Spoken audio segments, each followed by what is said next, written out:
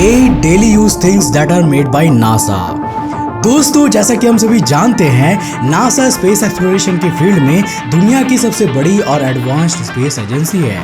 Satellites, rockets, spacecrafts, telescopes और ना जाने ऐसे कितने ही ऑब्जेक्ट्स को नासा डेवलप करती रहती है और उन्हें स्पेस में भेजती है। लेकिन हम में से कई लोगों का सवाल रहता है कि आखिर इससे हम कॉमन लोगों का क्या फायदा हो रहा है।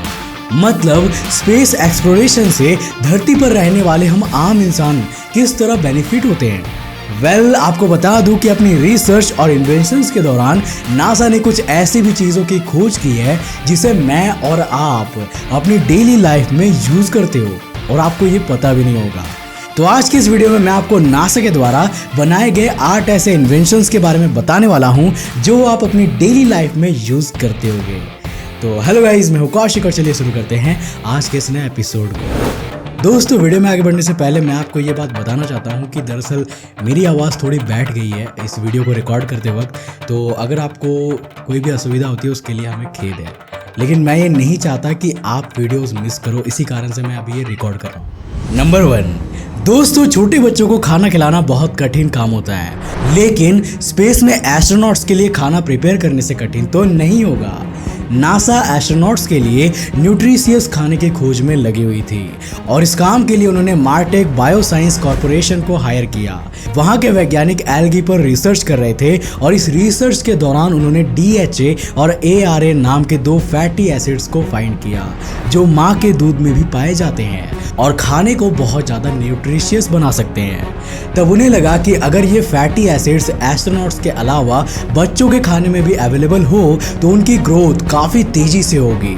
तो अगर आप अपने छोटे बच्चों के लिए मार्केट में बेबी फूड लेने जाते हैं और पैकेट पर DHA और ARA लिखा देखते हैं तो इसके लिए नासा को धन्यवाद करना बिल्कुल मत भूलना। इस खाने को खाकर आपके बच्चे एस्ट्रोनॉट बनेंगे इसकी गारंटी तो मैं नहीं दे सकता, लेकिन हाँ, वो भी वही खा रहे होंगे जो स्पेस में एस्ट्रोनॉट्स खाते हैं। नंबर 2, दोस्तों, आज हम जो मैट्रेसेस यूज करते हैं और हमारे फर्नीचर में जो फोम होता है वो मेमोरी फोम होता है।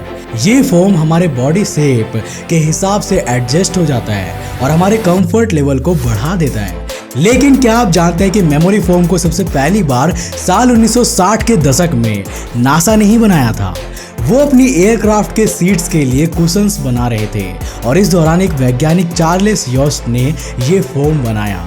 जब चार्ल्स योस्ट को ये समझ आया कि उनका ये इन्वेंशन तो बहुत ज़्यादा ही यूजफुल है, तो साल 1969 में उन्होंने इसको कमर्शियली बनाने के लिए एक कंपनी बना डाली और वो इसे मेडिकल बेड से लेकर मोटरसाइकिल और कार्स के मैन्युफैक्चरर्स तक को बेचने लगे और आज की दुनिया में ये एक इम्पॉर्टेंट प्लेस रखता है।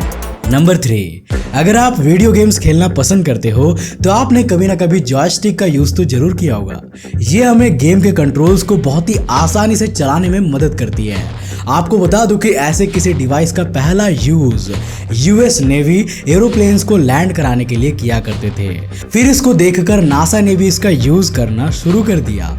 अपोलो मिशन के लिए नासा ने ऐसे ही जॉयस्टिक्स को स्पेस शटल्स में लगाए थे, लेकिन आखिर ये गेमिंग इंडस्ट्री तक कैसे पहुंचा? नासा के जॉनसन स्पेस सेंटर में फ्लाइट सिमुलेशन कंट्रोलर्स की स्टडीज चल रही थी। थ्रस्ट मास्टर इनकॉर्पोरेटेड नाम की एक गेमिंग कंपनी भी इन स्टडीज का हिस्सा थी। उन्होंने इस टेक्नोलॉजी को गेमिंग इंडस्ट्री के हिसाब से इनोवेटिव किया और आज इसे ही हम जॉयस्टिक कहते हैं। नंबर 4, दोस्तों, जब नासा को कोई चीज़ स्पेस में भेजनी होती है तो वो उसमें लगे हर मटेरियल को बनाने के लिए हजारों घंटे की मेहनत करते हैं, क्योंकि नासा हमेशा ये चाहती है कि स्पेस में जा रहा हर मटेरियल मजबूत हो, हल्का हो और कई प्रकार की प्रॉब्लम्स को सॉल्व करने वाला हो।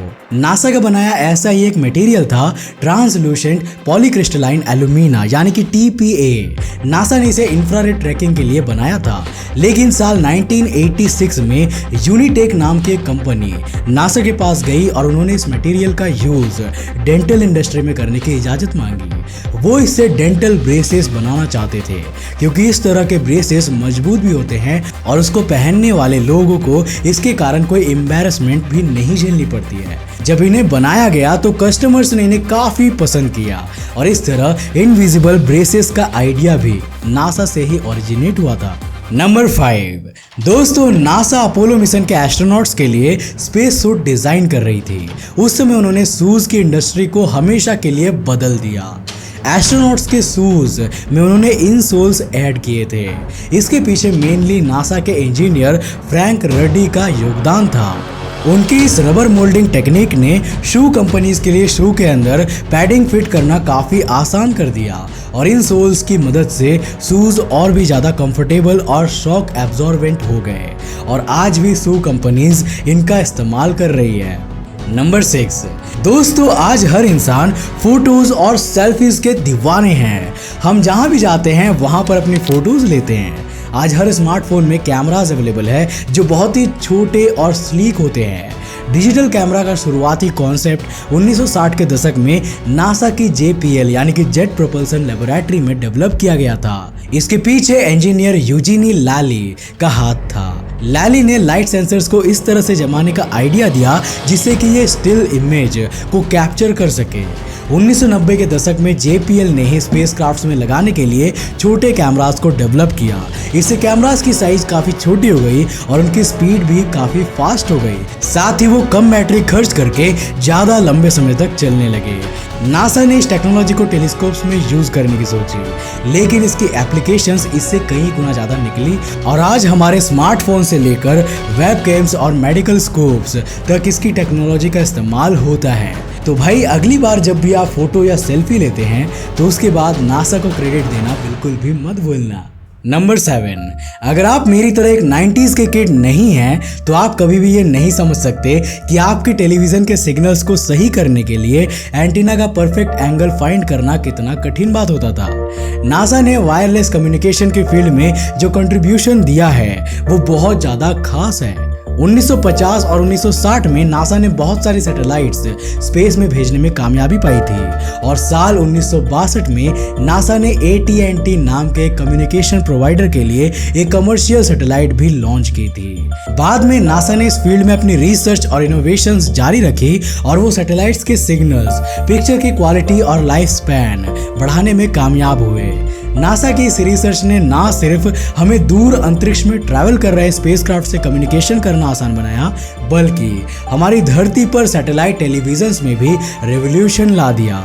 नंबर 8, ये बात है साल 2004 के ओलंपिक्स के बाद की।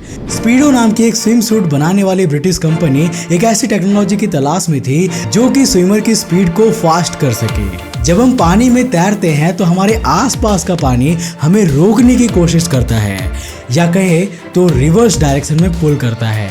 इसे हम ड्रैग कहते हैं। इससे हमारी स्पीड काफ़ी कम हो जाती है। कुछ ऐसा ही स्पेस में जाने वाले स्पेसक्राफ्ट्स के साथ भी होता है। नासा की aeronautics research mission directorate spacecrafts के लिए ऐसी टेक्नोलॉजी का इस्तेमाल पहले से ही कर रही थी। उन्होंने वही टेक्नोलॉजी स्पीडो के साथ भी शेयर की और स्पीडो ने एल-जेडार रेसर नाम का एक स्विम सूट डेवलप किया। इस स्विम सूट ने स्विमिंग के ड्रैग को 24% तक डिक्रीज कर दिया था। अब आप सोच रहे होंगे कि भाई इससे क्या ही फर्क पड़ेगा। साल 2008 के ओलंपिक्स में इन स्विम सूट्स को पहनकर 13 वर्ल्ड रिकॉर्ड्स तोड़े गए थे। स्विमिंग के गेम में हर एक सेकंड का इंपॉर्टेंस होता है और नासा की टेक्नोलॉजी से बने स्विम सूट ने स्विमिंग में रेवोल्यूशन ला दिया था। तो दोस्तों ये थे नासा के कुछ ऐसे इन्वेंशंस जिनका इस्तेमाल हम अपनी डेली लाइफ में किया करते हैं और जिन्होंने हमारी लाइफ में रेवोल्यूशंस ला दिए थे। वैसे क्या आप इसके बारे में इससे पहले जानते थे और क्या आप इसका एपिसोड 2 देखना चाहोगे? हमें नीचे कमेंट करके जरूर बताना। दोस्तों अगर आपने अभी तक हमें फेसबुक और इंस्टाग्राम पे जाकर फॉलो नहीं किया तो कर क्या रहे हो यार, जल्द जाके हमें फेसबुक और इंस्टाग्राम पे जाके फॉलो करो। अगर आप नए हो इस चैनल पर तो इंटरेस्टिंग वीडियोस के लिए इस चैनल को भी सब्सक्राइब करने के साथ साथ नोटिफिकेशन बेल को बंद कर देना ताकि आप देख सको हमारे वीडियो सबसे पहले। तब तक के लिए बाय, जय हिंद।